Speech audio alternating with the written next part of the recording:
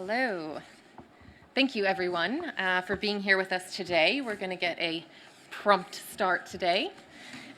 We have with us some really great speakers, so I appreciate everyone being with us here today, both in this room in person and virtually. We do have a live stream going on today as well. So first of all, I'd like to really thank our partners for working with us together on this initiative. In addition to the United Nations Sustainable Stock Exchanges Initiative, who I'm with today, we also have our partners from CDSB, the Climate Disclosure Standard Board, and LSEG, the London Stock Exchange Group, and of course the UNFCCC. And together we're putting on this event today, which we hope will be very informative and motivating for all of our participants. So just to give you a bit of a background, the SSE really is built off of partnership. We continue to grow this collaboration, and we now have 110 partner stock exchanges representing nearly 90 trillion in market capitalization. Now, these are from the biggest markets to the smallest markets in the world.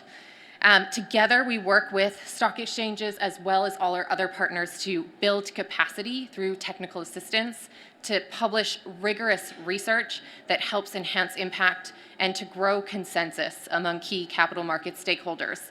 And the linchpin in all of this, the linchpin of capital markets more broadly, is stock exchanges. So we're lucky to have here with us today a number of leaders, and on behalf of the UN SSE initiative and all of our partners, I wish to sincerely thank all of you for being here with us today at COP. Your leadership is important not only for your market, but also for your peers to move faster and to move more ambitiously than ever before. Today, we are grateful to have with us this esteemed panel of speakers, and we're also thrilled to have with us today, moderating this session, Marty McBrien, Managing Director of CDSB and a leader in her own right on climate disclosure. Marty has been fighting the good climate fight for many years, and in her current role at CDSB is moving into the mainstream through CDSB's important work together with IFRS and TCFD. And if you haven't picked up on the most latest news from CDSB, I urge you to Google it. Also, in addition, Marty recently, I saw on LinkedIn, was named a top leader in ESG, one of the most influential ESG people. So congratulations on that, Marty. As I must say, she knows what she's doing. So our panel's in great hands today. At the SSE, we've worked with CDSB and with each of these exchanges here today extensively over the past years to develop what has become really an extensive toolkit for stock exchanges on green and climate-aligned finance. These tools that we have developed together with stock exchanges, investors, listed companies, and regulatory authorities from around the world are based on existing best practices. So we have the evidence that stock exchanges can and are supporting markets and creating the financial infrastructure needed for a transition to a carbon neutral economy. We have the tools and we have the will. So indeed, as the wall behind us says, the time is now. We're looking forward to stimulating conversation, sharing examples of best practices, and highlighting the leadership role that our esteemed speakers here today have taken with their respective exchanges. But we're all here at COP26 to chart the path forward, to challenge our peers and to challenge ourselves to do that little bit more. With that, I'll pass over to Marty's very capable hands, and we'll wrap up at the end. Thanks, Marty. Thank you very much, Tiffany, and welcome to everyone that's joined us here in the room today, live from Glasgow, COP 2026, can we believe it, 26 COPs. And to my fabulous panel, which we'll come to in a moment. I'm really, really looking forward to just the conversation here today. It's been such an amazing climate finance day, so many brilliant announcements. And it has been really apparent across the last few days that capital market leadership is needed if we're going to meet our net zero ambitions and solve our climate challenges. This morning's climate finance announcements reinforce that essential plumbing, as they're calling it, the plumbing. Never saw myself as being called a plumber, but you know, if this gig doesn't work out, maybe that's the one for me, is in place to move climate change from the fringes to the forefront of finance so that every financial decision takes climate into account. We heard the Glasgow Financial Alliance for Net Zero, GFANZ, that all of my panelists here today are members of, including additionally more than 450 banks, insurers and asset managers across 45 countries, stated that they could deliver as much as 100 trillion of financing to help economies transition to net zero over the next 3 decades. That's a lot of money. We heard from the IFRS Foundation. They've established the International Sustainability Standards Board, or the ISSB, to set sustainability disclosure standards, starting with climate change. And the announcement that you may all be Googling right now about CDSB is that CDSB, along with the Value Reporting Foundation, which was the merger of IRC and SASB, will also, all together, will be consolidating in our staff and our IP to create the new board of the ISSB and give it the running start and play a crucial role in setting these new sustainability standards and helping to communicate a company story on climate and wider ESG risks and opportunities, which I guess ultimately will help markets allocate capital and create more sustainable markets and hopefully help us get there much, much faster with that consistent, comparable, decision useful information that Tiffany mentioned. We are delighted to continue to partner with the Sustainable Stock Exchange Initiative. We have been doing it for some years now. We've been huge fans of it and really watched it grow and develop into what it is today. And at the end, we'll talk about maybe some capacity building activity and action that Tiffany and I would love to help support you with. We have Q&A today, so please do keep your questions, start writing them down, keep thinking about what they might be. I'm sure these panelists are looking forward to some ad hoc questions, some challenging questions, some fun questions. Please do write them down, let them be known. So I'm going to stop talking, and I'm going to introduce our panelists. So I am going to, I'll introduce them all first, and then I think we'll jump straight into the Q&A. So we have Julie Becker, CEO of the Luxembourg Stock Exchange. Welcome. We have Boon Chai from the Singapore Stock Exchange, CEO of the Singapore Stock Exchange. We have Leila Fourie of the South African Stock Exchange. And we have Julia Hoggett of the United Kingdom. So well done, everybody. I'm so excited. I'm truly so excited. Working with the Sustainable Stock Exchange, I can't tell you, I love working with these guys. These are just absolutely brilliant people. And it's a true pleasure to be here. I think I might start with Julia. Julia, why is it important for exchanges to specifically take action on climate change? Thank you very much. Let me just start by saying we ran some stats. The last thing I did for the Sustainable Stock Exchange Initiative was on diversity and inclusion. And we ran some stats, and there are 7 female CEOs in the FTSE 100 at the moment. There are 6 CEOs called Andrew in the FTSE 100. But if we can have 2 CEOs called Julie or Julia on the same panel, I think we're starting to make some progress. So I thought I'd better mark that before I came to my comment.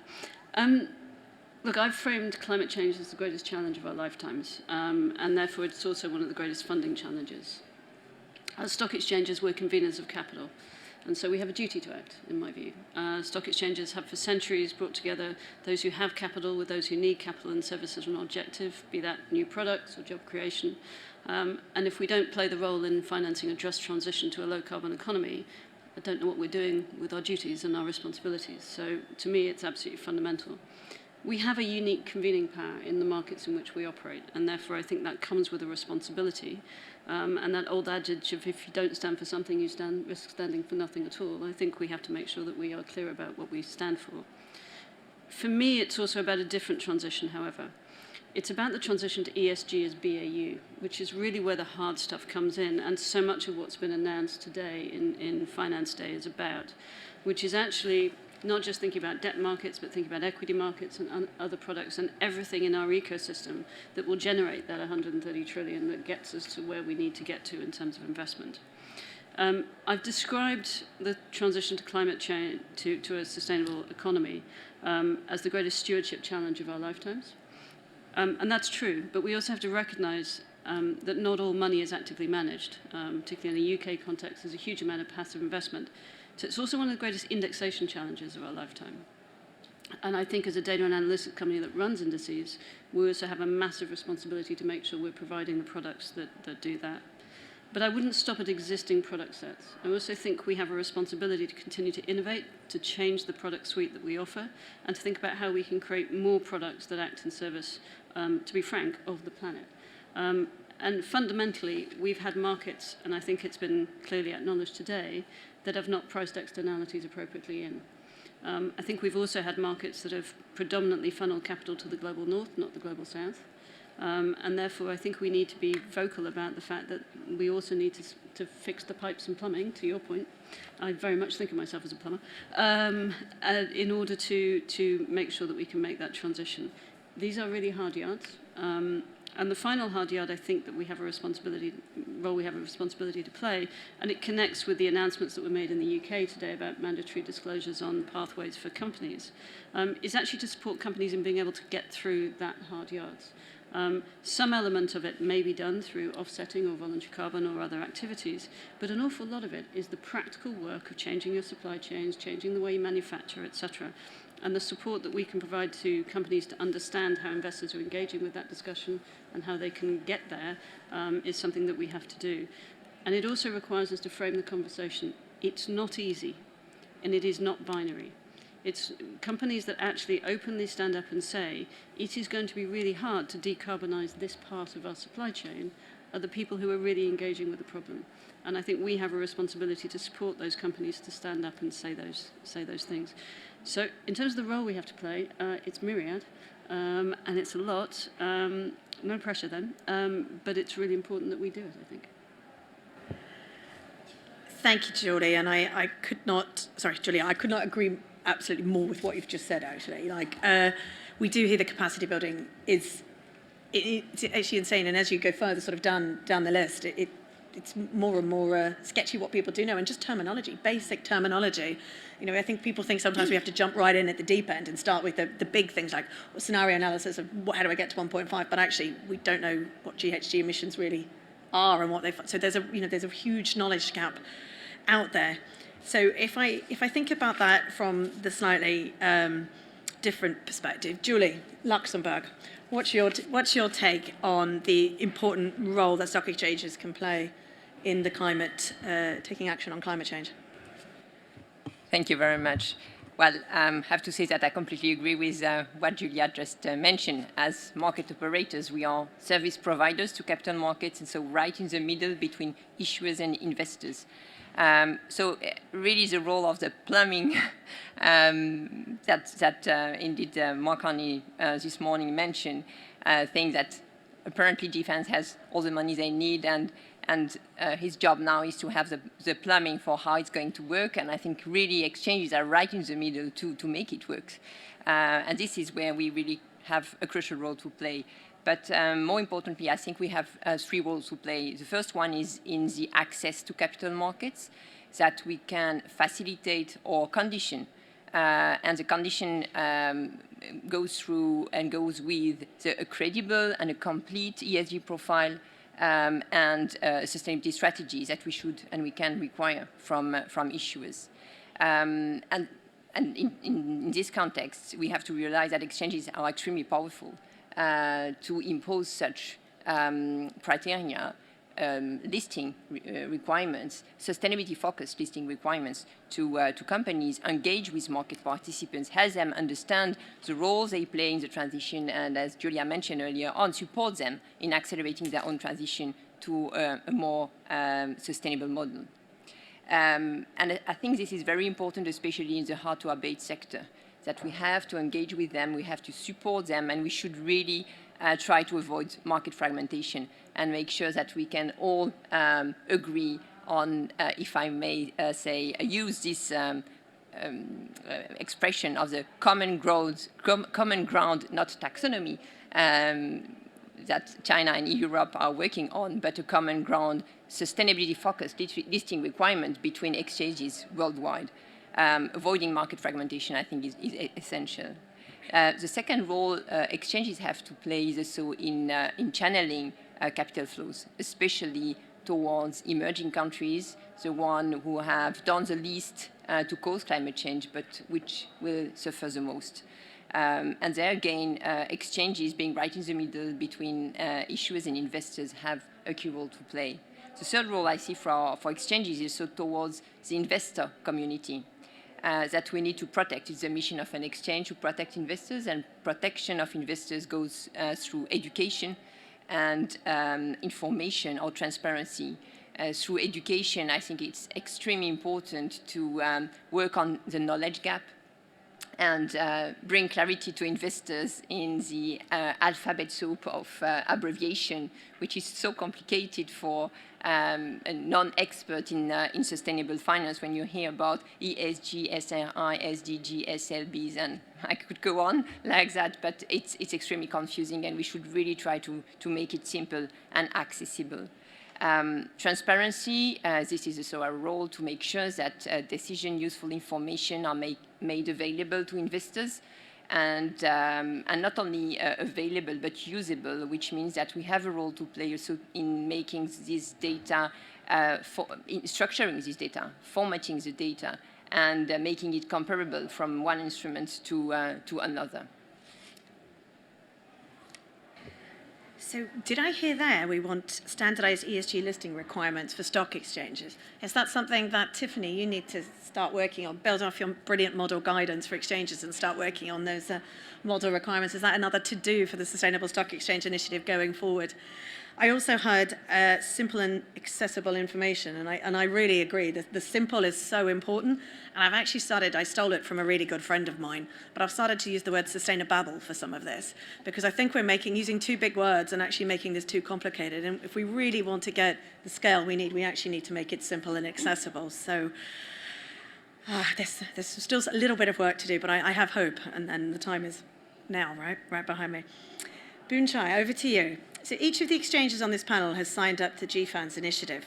Why do you specifically feel that this was something you needed to support, to get behind and put your efforts of Singapore behind? Thank you, Mardi. I think first of all, Asia, in my view, probably has an important role to play in climate action. As the world's engine of growth, how the Asian region takes on climate action collectively could make or break success. At the same time, Asia is very diverse, and countries and industries actually span the entire spectrum of the sustainability journey. And thereby, to try and achieve net zero, Asia probably needs to make a very scalable impact in climate change. We all heard many numbers at this COP26 event. Just to throw in our number, Asia would need close to $70 trillion over the next 3 decades to transition, and that is more than half of what the world needs. And also, just last year, Asia contributed to 49% of global greenhouse gas emission, and thereby clearly Asia has an important role to play. And as my fellow panelists have said, exchanges do have a role to play in facilitating the flow of capital. And I think exchanges are also very privileged to be at the center of the market's ecosystem. And at the nexus could really be the collaborator between the private and public sector to really accelerate change. And for me and for SGX to sign up to GFAM, being a member of the GFAM CEO Principal Group, I think we're also in a position to try and lead and engage the region in Asia. And also we'll be engaging the key stakeholders in GFAM, the key and important participants, financial institutions, to really set up an Asian hub in Singapore. That is impressive. Straight out there. Asian hub Singapore, ladies and gentlemen. You heard it here first today, was it? Is this a first announcement? Brilliant. That's what I love, breaking news on panels. I love it. So I'm going to go to Leila next. Leila, did you have similar reasons for why you signed up to the GFANZ initiative? Well, yes, and I think our reasons are probably very much aligned to what Julie and Julia had mentioned, and then, of course, a number of the dynamics that Boonchai had suggested. So, firstly, exchanges have a very important social license under which they operate. They have a convening influence, and they have an enabling role. And that role is really centered on one side, as Julia had mentioned, on one side, capital formation, and then, of course, on the other side, a channel for savers to earn yield and to safeguard their funds. And so it's important for any exchange in a developed or developing world to ensure that they use that convening influence wisely and enable climate-related funding and a challenge to net zero.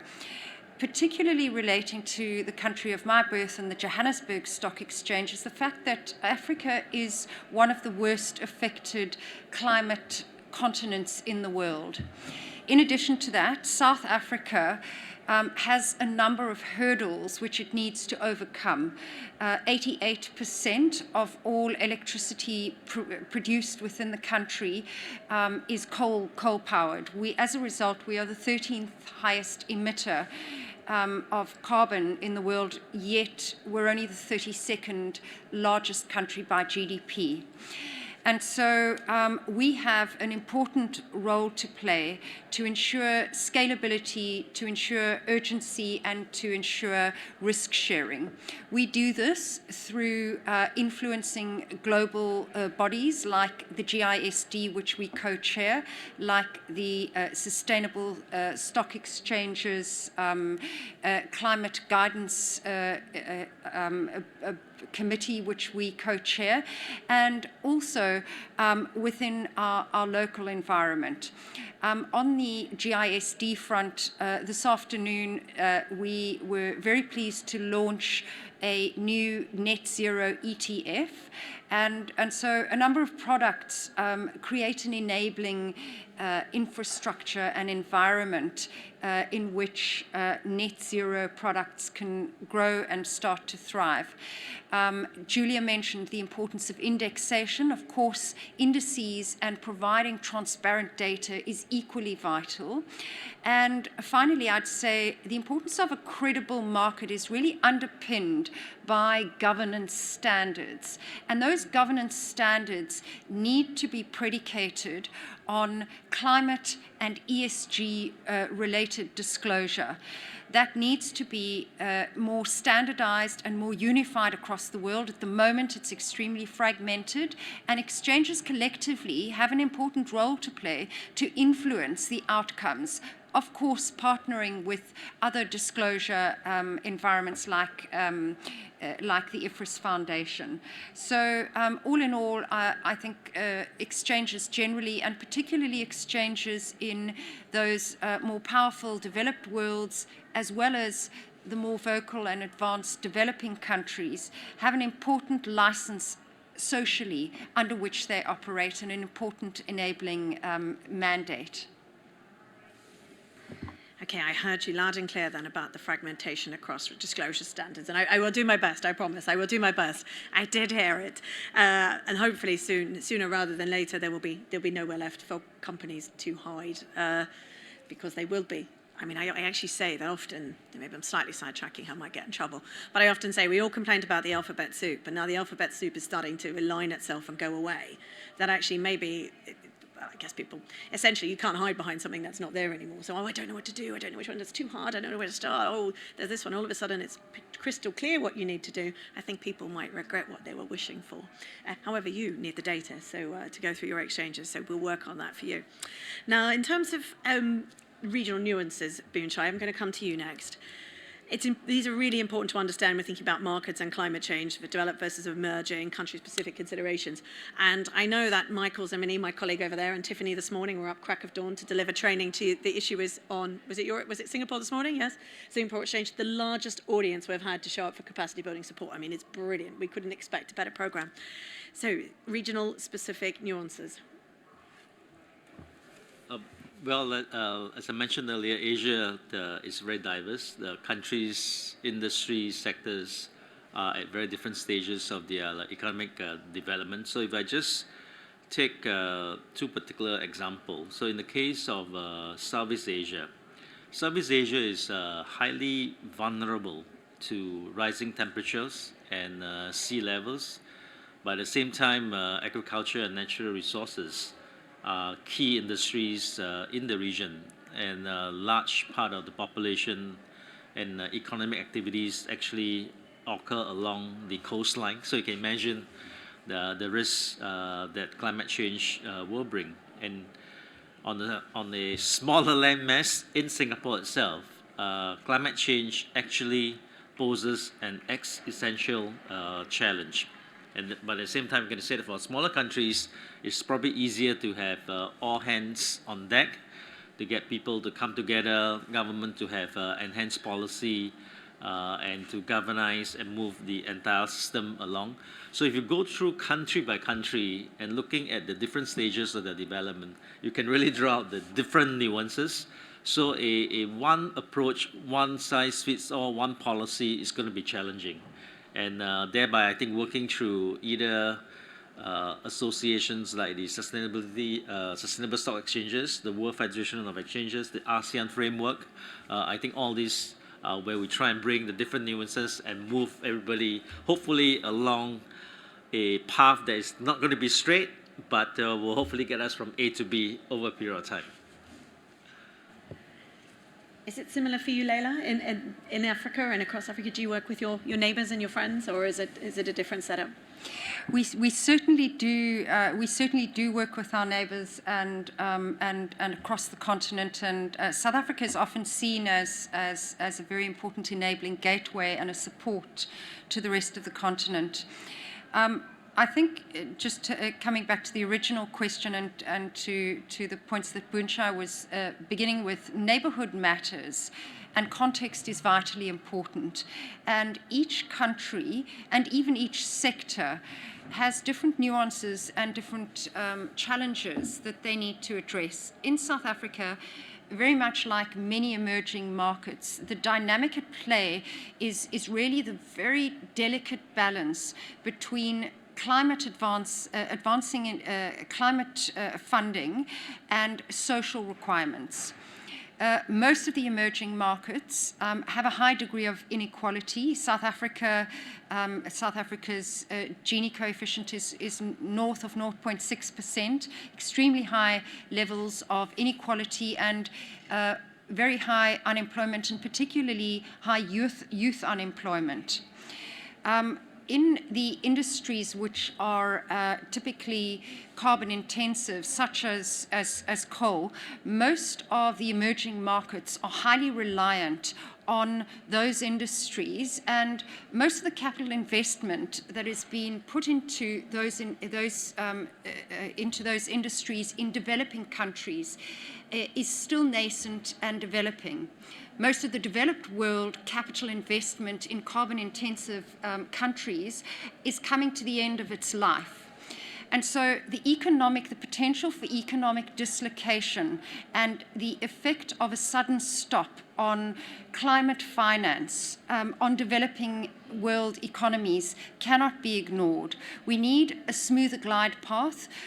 We need cognizance to be taken of the social impact that climate advancement has to make. If I just come back to the coal example that I spoke about a minute ago, 200,000 people are employed in the coal environment in South Africa. Those people support north of 3 and even up to 10 dependents. And those people, excuse me, are earning twice the median salary of all other employees, of the average employee and median employee rate. And so the negative economic effect of a sudden stop is material. And so the nuance that in our region and indeed into Africa that needs to be taken account of is the importance of not leaving stranded assets, the importance of a smoother and more thoughtful glide path, and the importance of funding to ensure that a just transition brings everybody with, and really plans for a longer term and more planful transition. I must say, the climate social nexus is a question that we are getting all the time in the CDSB Secretariat, is how do they manage this? They're starting to work through it. How do I start reporting this? What should we be thinking about? How are we considering that? And for that very reason, Ravi over there from my team has just released a framework, actually an extension to our framework to cover social issues, to try and help just with that climate nexus until we can get the Sustainability Standards Board up and running. It's honestly so important. But you did importantly touch on the actual actions that need to happen to transition to get net zero. So I'm going to start with Julia. I'm going to start this end. Julia, talk's cheap. What actions are you actually taking to support the transition to net zero in the London Stock Exchange? How long have you got? We've got plenty of time. We're doing really well as panellists. We've all got great etiquette. No, I'd just say I completely agree with everything Lola said. And one of the things that we're seeking to do is make the point that this is about a just transition throughout. Too often it's a transition to net zero and the just bit gets left out, and it has to be included. I've sort of framed the way I think about this work through, well, it could create another acronym, and it's not a good acronym, so you can work it out as I go through the letters. The first is intent, the next is information, next one is capability, inclusivity, to have an impact. It stands for ICCY, which isn't great. But I think about you needing each one of those pieces in order for it to work, and I can allocate the stuff that we're working on at the London Stock Exchange through that lens. So the first thing is you need intent, and whether that is on our part as membership of GFANZ and having made net zero commitments, whether that is us tracking and seeking to convene those companies in the FTSE that have made the business ambition to 1.5 degrees C, and making sure that we are conveners of that intent, then I think we have a critical role to play there, and we are doing that. And we did host an event earlier this year where we've got to more than 50% of the FTSE 100 by market cap who've made that race to zero commitment, but that's only halfway there, and we've got a long way to go. The next piece is information, so making sure that people actually, and that's investors and issuers, have the information that they need. One of the things that we've been doing is also making available climate governance scores to companies so they understand how they will be understood by investors as they navigate this process.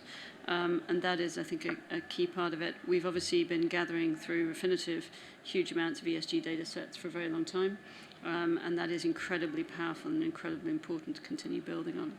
From a capability point of view, obviously, we've also been collaborating with the UNSSE on the training piece, and that is absolutely critical. But we've also invested in the London School of Economics Grantham Institute to build out what the Transition Pathway Initiative are doing. And that gives us the ability, it's enhanced the capability, but it's moving from covering 400 companies to 10,000 in terms of freely available information about how these companies are transitioning. And that is a key piece of making sure that the market is informed and has the capability to understand the nuances of this transition. Inclusivity, I think, absolutely goes to Lola's point, which is I don't understand how we get to net zero and, even more importantly, stay there unless the entirety of the economy moves. And one of the things that has understandably happened is that we have segmented our markets. Now, I was partially kind of indirectly responsible for that. I built one of the first EMEA green bond businesses over a decade ago, so it's on my head. But fundamentally, those are bifurcated flows of capital, and they don't reflect the total capital that exists and is moving throughout the market. And therefore, one of the things we also need to do is think about how we're creating tools that cover all capital flows and not just debt flows and not just a small segment of it. Because even though the growth of green bonds and sustainable bonds is great, it is still a small subset of the total amount of activity that happens. And so making sure that we are inclusive in the way we're thinking about that flow of funds is critical. And we also think about it through the benchmark piece. So we've committed to creating Paris-aligned benchmarks for all of our benchmarks, the major flagship benchmarks. And that's really important so that you can have that coverage. And the final point is it all has to have a point, which is we're doing all of this for a reason, so that it has impact. And that impact has to be measurable. And therefore making sure that we are part of that transition to, fundamentally, we're retooling the economy so that we're pricing externalities into the way we think about value. And all of that is what each one of these pieces is designed to do. It's not where we'll stop, but it's where we are today. It's a very impressive list. I think if you had a P at the front, you could have something like picky. It might be, Yeah. it might give a bit more credit to icky. It's definitely not icky It's what not you've great, is it? rolled out there. It absolutely is definitely not icky. So sometimes there's a time and a place for acronyms, and this is just No, not one of not them. it. I don't think it gives you justice. Now I'm going to go to the other Julie. Julie down your end, Luxembourg, please. You tell us how you're responding and some of the concrete things you're doing to help to move towards the just transition. Well, 5 years ago, we established the leading platform entirely dedicated to sustainable finance instruments, to begin with green bonds that we extended then to social bonds, sustainability-linked bonds, and recently we added a new section dedicated to climate-aligned issuers.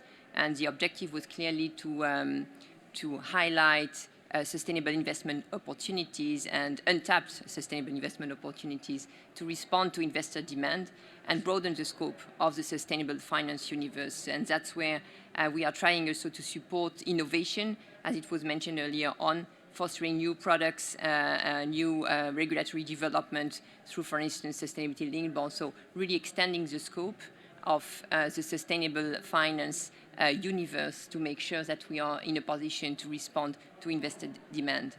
In this context, so we celebrated the 5-year anniversary of this platform last month, and we are quite proud to display on this platform now 1,100 sustainable securities for a total amount of more than 570 billion euro.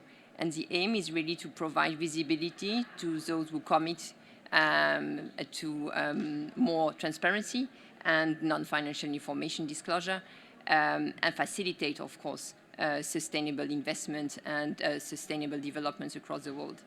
But it's also about bringing clarity to the market and to investors, helping them to make informed investment decisions and understand where their money is going and in what kind of impact they will trigger through their investment.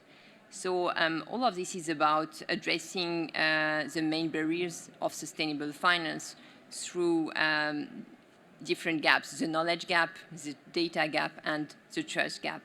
And for that, during the pandemic, we launched 2 new services beyond this platform. We launched the LGX Academy with the objective to strengthening financial education and sustainable finance education across the entire market participants. And we also put in place an LGX data hub, which now covers more than 4,000 sustainable bonds that are listed worldwide, and out of which we collect 150 data points to help investors understand, without having to read 250 or sometimes 500 pages of additional documentation, pre-issuance and post-issuance. We try to collect specific data points that help investment decisions making, but also reporting, especially in Europe, where investors now fall under the scope of the Sustainable Finance Disclosure Regulation. We are also trying to contribute to policy developments through different participation in working groups, including the high-level expert group that I was sharing, by the way, with David Harris just in front of me from London Stock Exchange, through the technical expert group as well, where you were as well present, through the best market practices and the different working groups for ICMA. And that's where we are trying also to help shape the sustainable finance regulatory framework in Europe. And beyond LGX, we are also very much now looking beyond the door of the green exchange and looking at all our issuers. So not only green bond or thematic bond or labeled bond issuers, but also plain vanilla bond issuers, or sometimes equity issuers. We are not well known for equity in Luxembourg. We are more listing venue really dedicated to bonds. But we now have to facilitate this transition to go beyond the door of LGX and really look at the sustainability profile of those issuers, helping them understand their contribution to the SDGs and how they can commit to net zero. I think this is also the responsibility, if not the duty, of an exchange to engage with them to accelerate their transition. So that's how we concretely commit on net zero. My goodness, there is so much good stuff going on. It almost completely floors me, the amount of just different things we've heard from 3 exchanges. Boon Chye, what's going on at Singapore? What specific examples are you working on? Quite a number of things happening on the Singapore Exchange Fund. So first, we started with sustainability reporting some 5 years back. We are going to propose a mandatory climate reporting in a phased approach. You heard that from the UK Chancellor today. We are recommending our issuers to make disclosures based on TCFD recommendations. We hope that this will guide companies in providing consistent and useful information for market participants, and also probably a first step to prepare companies or issuers for reporting against anticipated global, hopefully baseline sustainability reporting standards that could be developed.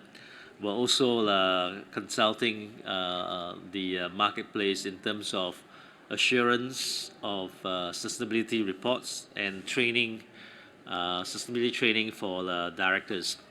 Then secondly, I think most exchanges also find obviously that we need to be on this journey with investors, and that really means the need for data and disclosure, and that probably has to be along the lines of how do you quantify, how do you compare, and then how do you harmonize them as much as possible.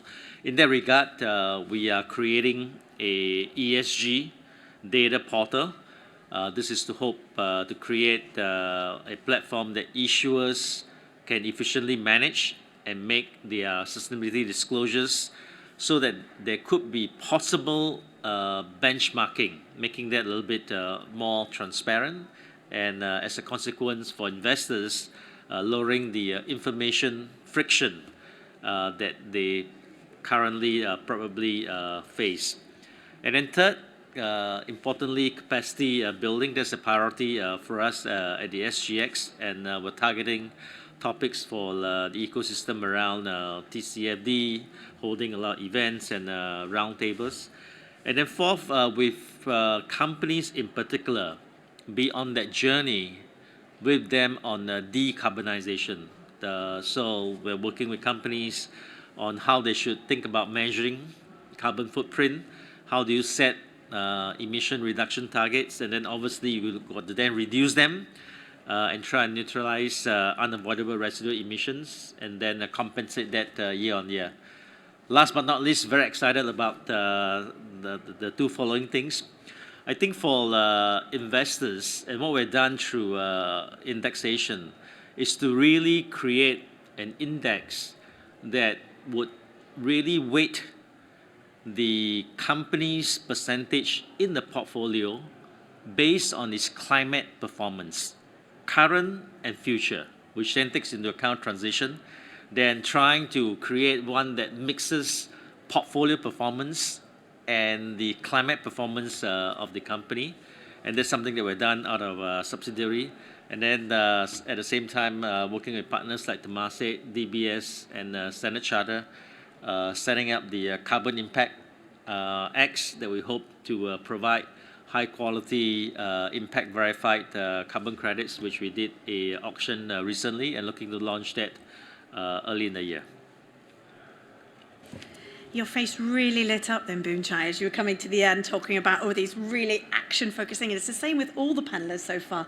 Everyone's face is just really lit up with smiles as they've been talking about these really practical, examples of what they can do. And it just demonstrates, when you see people's face light up, they really are passionate about making a difference themselves. Leila, what are you doing in South Africa? In South Africa, there are probably sort of 3 areas, and I mentioned them earlier, that we're focused on: products and services, governance standards, and then convening power and influence. Insofar as products and services, more or less aligned with my fellow panelists from Singapore, LSE and Luxembourg. We have a number of a suite of products like green and sustainable and social bonds. We are investigating impact bonds, which would focus on the output measured. We have also just announced the public consultation for transition bonds, and really that's all about ensuring that we avoid stranded assets and enable those companies to effectively transition.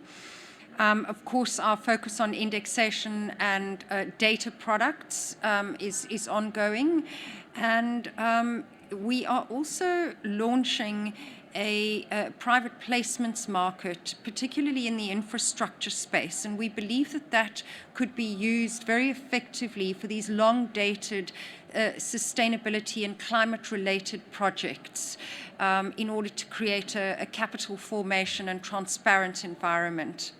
Insofar as the governance side goes, we announced today that we will be launching, in line with the Sustainable Stock Exchange's climate guidance note, a climate guidance note for disclosure together with ESG reporting.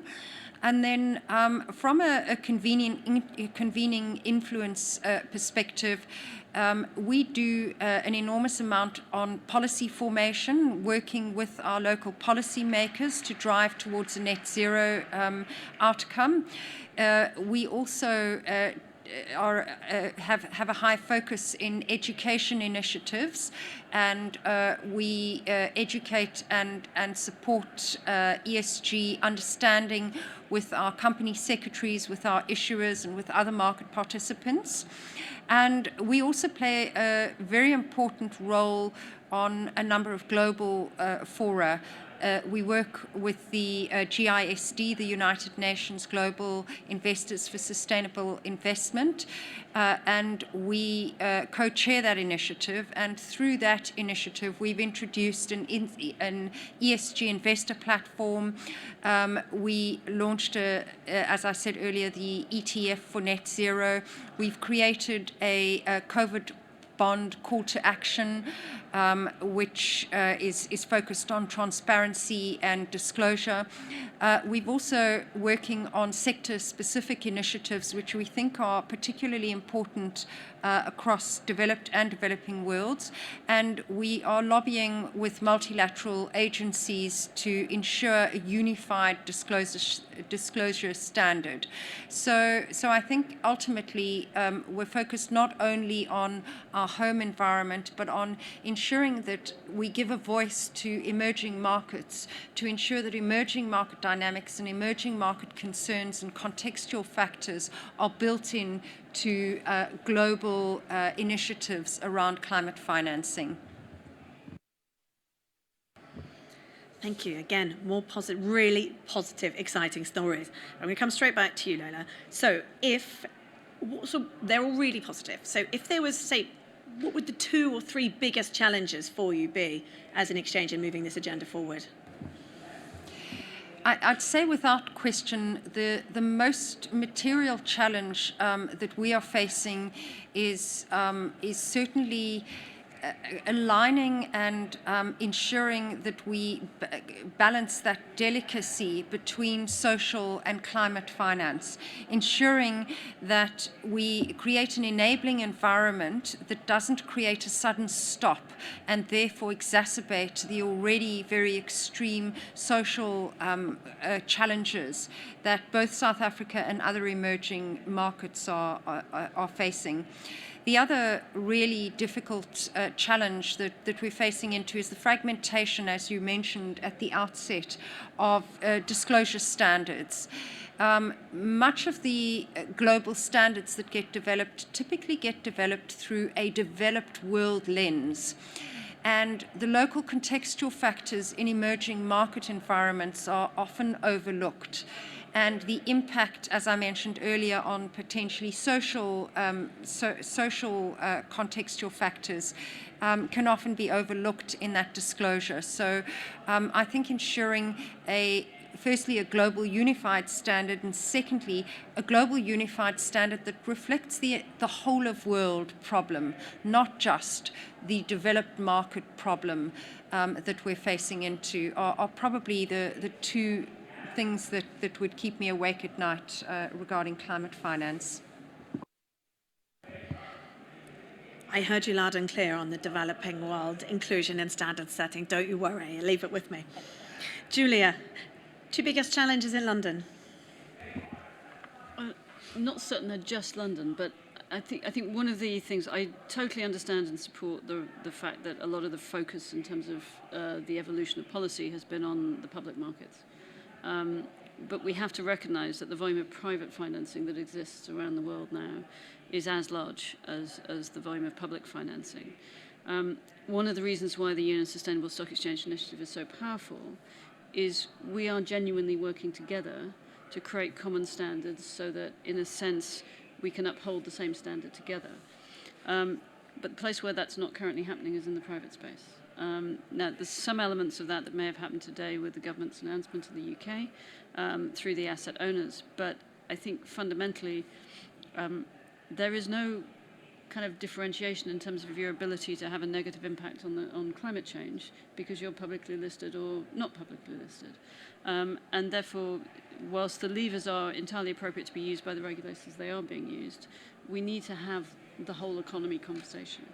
And the last thing I would want is an arbitrage to be created where that activity that could be harmful to the planet was unable to be funded in the private markets. There is that phrase that sunlight is the best disinfectant, and actually ensuring that activities and transition activities take place on public markets with the public disclosure that comes with it is, I think, our best shot at getting this right. And therefore, the more of that is happening out loud and in public, the better, as far as I'm concerned. And I think we do have to be reasonably clear about that one. I also think we have a duty to not make the conversation binary. I think everything Layla's said absolutely illustrates that point. This is hard, difficult, complicated stuff. We're allowed to say it is, you know? And we're allowed to stand up and say, this is tough. We won't have all the answers immediately, but we have an intent and a desire to get there. And not to bring it down to soundbites or tweets or whatever, but actually to be able to say, we are going to have complex conversations between asset owners and issuers about exactly what targets they're hitting and whether they're hitting the right ones, etc. There'll be some debate, there'll be some disagreement, but that's actually a market functioning in service of the objective we're trying to hit. And so to embrace that complexity rather than to shy away from it, I think. Thank you. I always said financial reporting's not supposed to be easy and takes a huge amount of resource, and so should climate and ESG reporting, and anyone that thinks it doesn't isn't doing it right. You know, that's just my humble opinion. So, challenges in Singapore.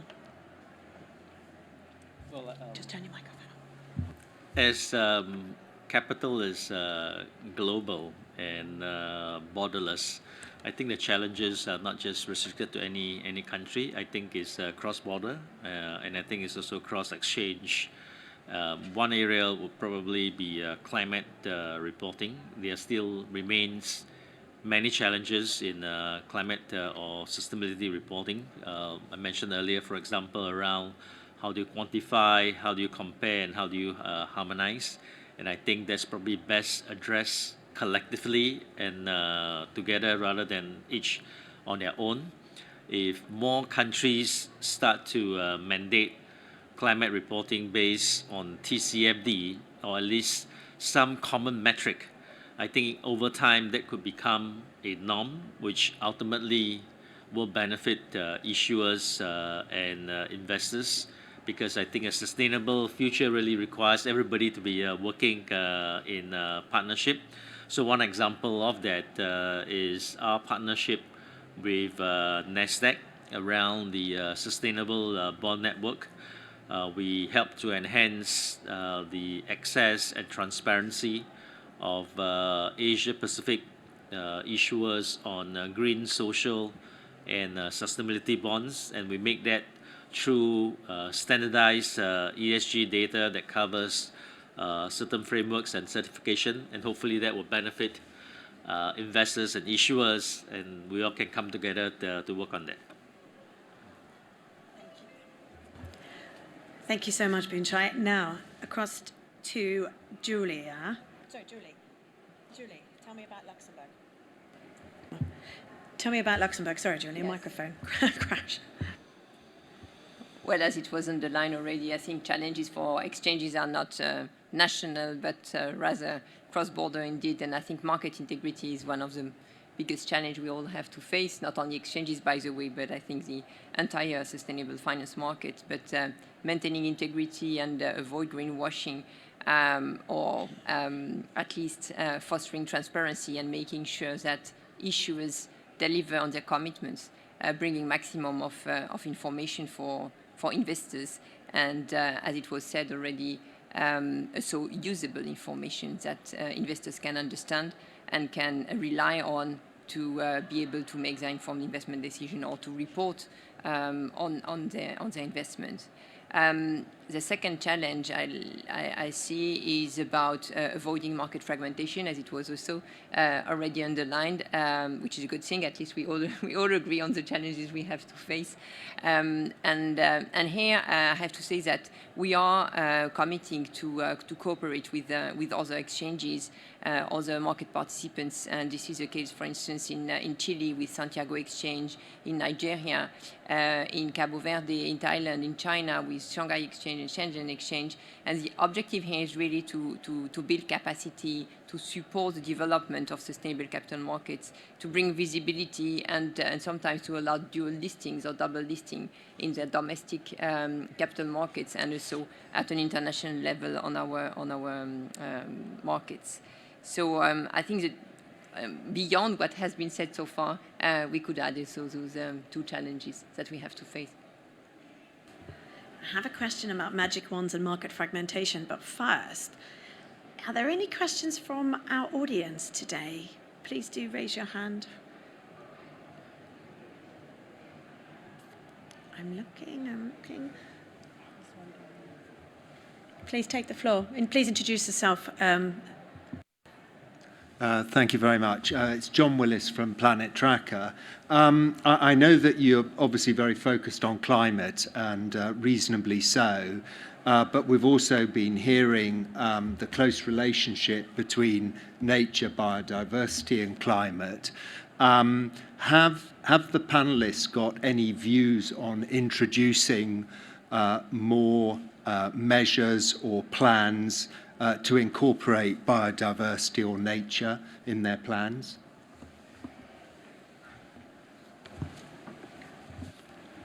I think we're going to introduce another acronym, aren't we? But TNFD is coming down the track.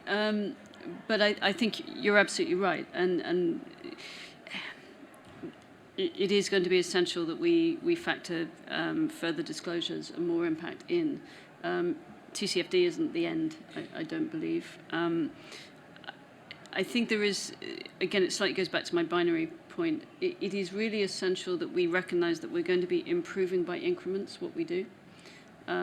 We were actually I was at dinner last night with colleagues having a discussion about what is the single measure of nature impact. And we know these are fundamentally difficult challenges, but there is work being done at the moment on TNFD, and I think it will become part of how we have to think about it, critically so. Leila, did you want to? Yeah, just. Sorry.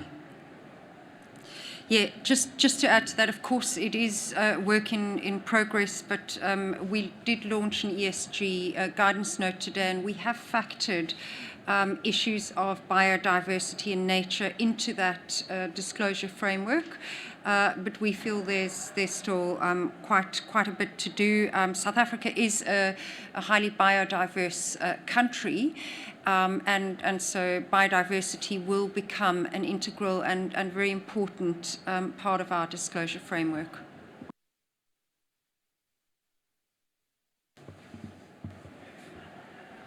Did any of our other panelists?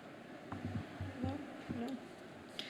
I think the TNFD, for just anyone who doesn't know, is the Task Force for Nature-Related Financial Disclosures, and it was launched about 2 months ago now, she says, just looking for nods from around the room. Yes, it was about 2 months ago, and it really is set out to try, and it's got an even more ambitious mandate, I think, actually, than the TCFD, if you think about what it's trying to take on, because it's taking on the impact and sort of the same side as the TCFD, the dependencies and the impact side of biodiversity, where there often isn't a lot of methodologies, there's not a lot of metrics out there you can take from, there's actually not really a lot of even market practice you can build from.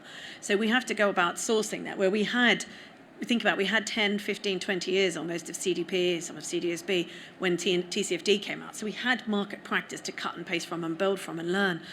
But TNFD, they really are starting in a tricky place. So we all need to get behind them and support them. And hopefully CDSB's biodiversity guidance, the work of the ISSB, and all the other really important initiatives out there can really give that the kickstart it needs to get nature that, I guess, the financing it really truly needs. And any way we can do that is with you guys. Now, if I may, Marty, thanks for the question. I think it's a good question. Who have thought that 5 years ago TCFD would come so far in terms of many countries trying to adopt and make companies adopt a baseline in terms of reporting. As you said, TNFD has just got started. We are part of the membership in there. So I'm actually optimistic and hopeful that some of the guidelines that may come up that over time will probably gain the same adoption as the TCFD. I agree. First, I'm going to hand it down to Julie. No, I mean, I think biodiversity is already taken into consideration by all exchanges anyway, as it's anyway part of everything which is green or environmental oriented. So this is something that is already highlighted or made visible on exchanges. Where we need to work on, of course, is, as Julia just mentioned, the conversations they had yesterday is about metrics. How do you measure all of this? I think that's it. It always does come back to what are the metrics, what are we measuring? But I think it's also very important to think that TCFD has given us a really good framing and risk governance strategy that you can apply to anything. You don't need to worry about getting into the metrics. Actually start thinking about how it affects you, think about the long term, how it affects business value. You don't need to jump straight in, again, like we said earlier, right into the nitty gritty. Don't make this hard. Start from the outside, have a think, get the governance involved, start out and work in. Baby steps is all right. It's just if you leave it 5, 10 years, then it won't be baby steps. Then it'll just be more with like maybe a big hammer. I could see a question up over the side here, Siobhan. Thank you, Siobhan Cleary, SSE. So we've just picking up on a few things. I mean, we've spoken about concerns about market fragmentation. We've spoken about the concerns of a disjunct between public and private markets. We have the TCFD, which doesn't explicitly include social issues, but we know social issues are incredibly important. We have the TNFD now coming, which is kind of fragmenting again disclosure markets, and is not anticipating including social issues again, and we know that biodiversity, land use, etc., are critical social issues. So how do we get to a point where we keep having, we move away from sort of fragmented disclosure standards and get back to pulling this all together into the sort of comprehensive narrative and approach that we really need? Not easy question. Well, that's an excellent question. Indeed, not an easy one.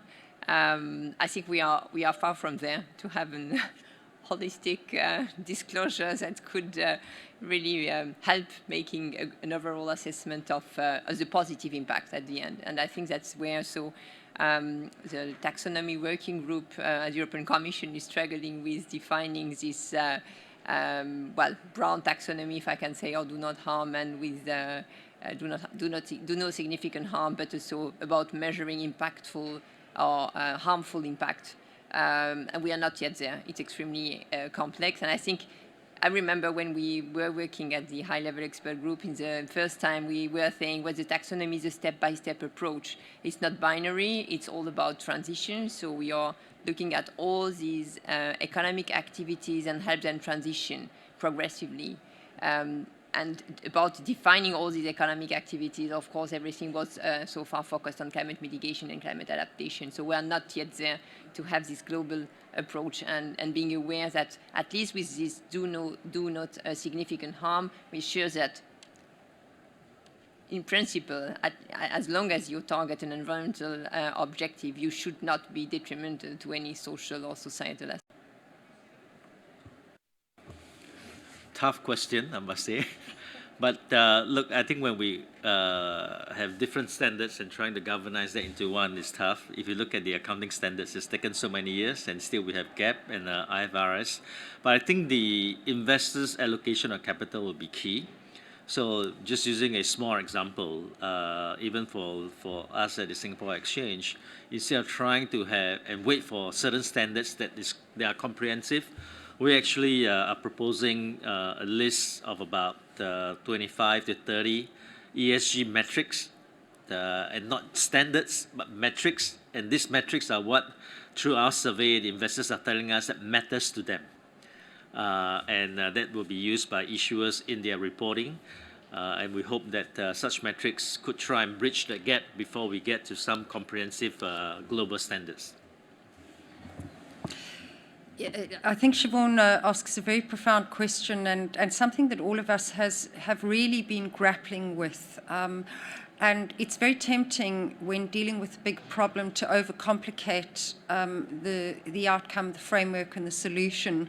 If we look at how GARP and IFRS evolved over time, it took them 15 years after the market crash during the Great Depression to come to an agreement. And I do think that elements of the E, S, and G will be more important at different times. It is an evolution, and I do expect that we will probably overcomplicate before we step back and realize the importance of simplicity.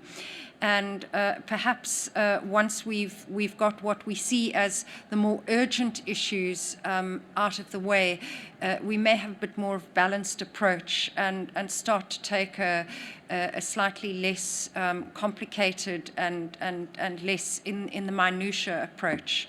But simplicity is the art that we certainly should be aiming for, and less complexity, less is more. Yeah.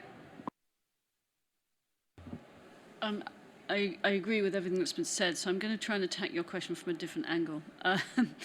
I would echo what you said, that TCFD is a framework, and therefore actually you can put a lot through frameworks and achieve a lot if you use a common framework. And as a former regulator, I'd always rather that institutions have one governance framework, not 18. One of the challenges we have, and it comes back to the C in my list, is this capability question. I was engaged as the Director of Market Oversight at the Financial Conduct Authority at the time when we were proposing making TCFD disclosure mandatory for premium listed companies. And I used to have to ask myself this question of, I have this wonderful group of what I will call corporate finance geeks whose responsibility it is to review all of these disclosures. Do I take these corporate finance geeks and teach them to be climate scientists, or do I hire a whole load of climate scientists and teach them to be corporate finance geeks? For want of a better phrase, it's what Anne Simpson from CalPERS describes as that issue of where physics and finance meet.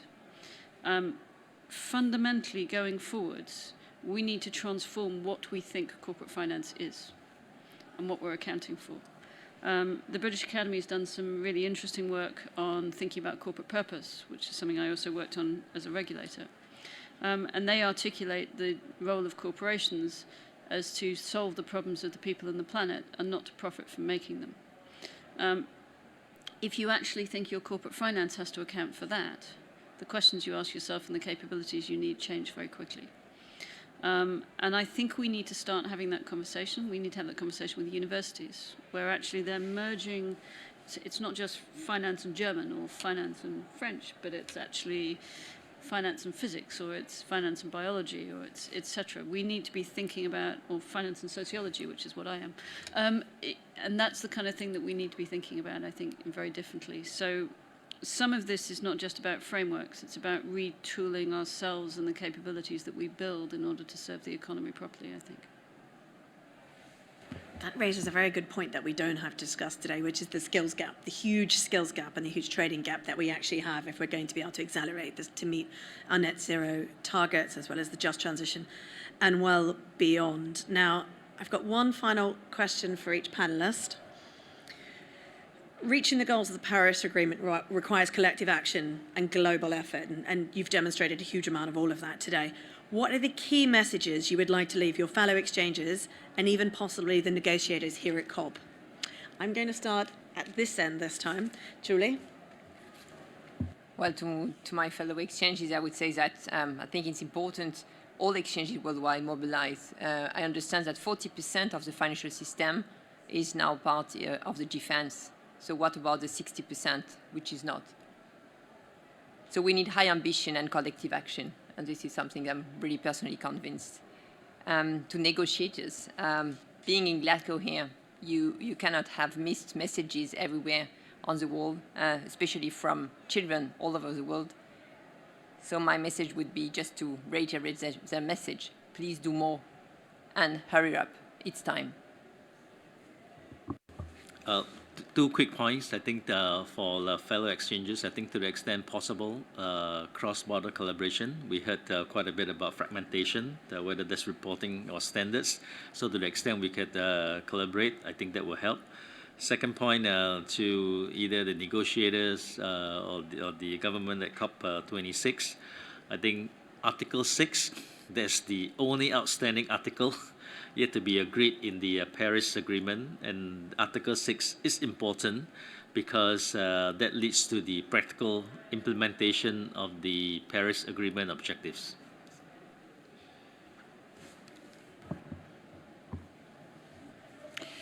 I would just say that we cannot cross the climate crisis unless we cross it together.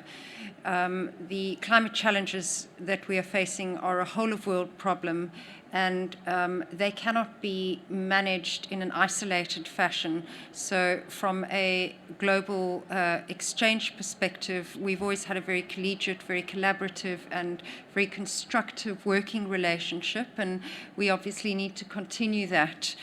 I think in terms of what I would say to the negotiators, the lived experience in each of the countries in facing into the climate crisis differs, and emerging market economies need to be considered in all of the constructive solutions and approaches that are being developed. One size cannot fit all countries.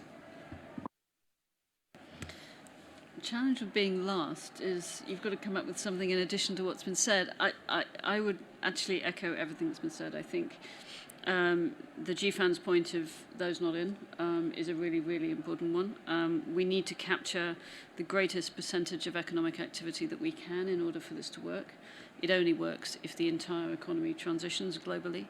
I think we have to be frank about the things that are not yet done and have not been faced because they've been put in the too difficult camp. And I think the Article 6 piece is entirely kind of something that has to be addressed. And we have a duty to call that out.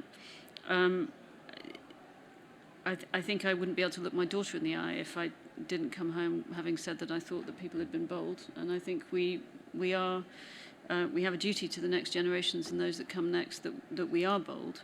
And this is not a time for anything other than strong, decisive and collective action. It is something, we've run out of time, we've run out of road. There's nothing that can be punted down the road for this. We have to get going, and we have to get going now. I think that would be my message. I couldn't agree more. We do need to get going, and we do need to get going now, not just because the planet can't wait, because the clock is also ticking. So before I hand it back to Tiffany to close us out today, I'd like to give each of my panelists here a climate risk card game.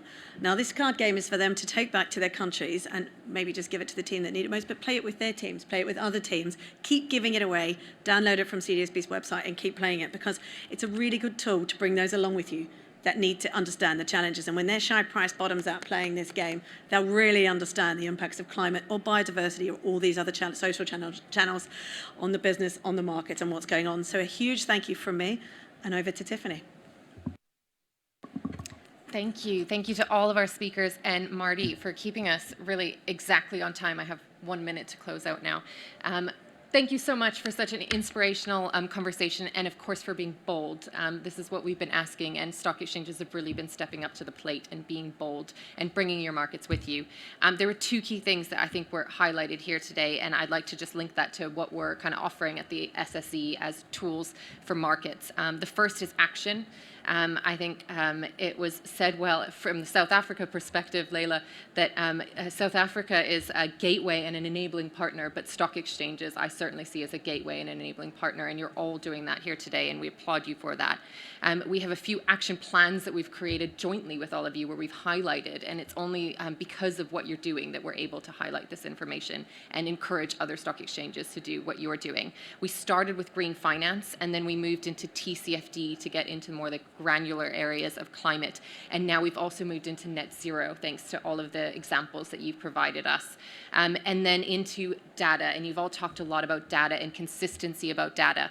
So we started with a model guidance in 2015 on ESG reporting, and now we've recently moved into TCFD on that as well. We're also working together with CDSB and the IFC on training in your markets on TCFD, and it's so great to see you get all of your markets so involved in this. As Marty mentioned, we just did one, we just closed up one with Singapore, and we had 1,000 participants on those calls. So you're really invigorating your markets and getting them involved, and thank you for that. And just to close out, one thing that was said really highly was the convening power that stock exchanges have, and we look to you to continue moving that motion, convening your markets and pulling them together, both on the standard side and the regulatory side, but of course with your investors and issuers as well. So with that, I'll close off this session. Thank you so much for our partners, CDSB, as well as the UNFCCC and the London Stock Exchange Group for working with us on this event today, and we look forward to working with you all further in the future. Thanks. Thanks, Marty.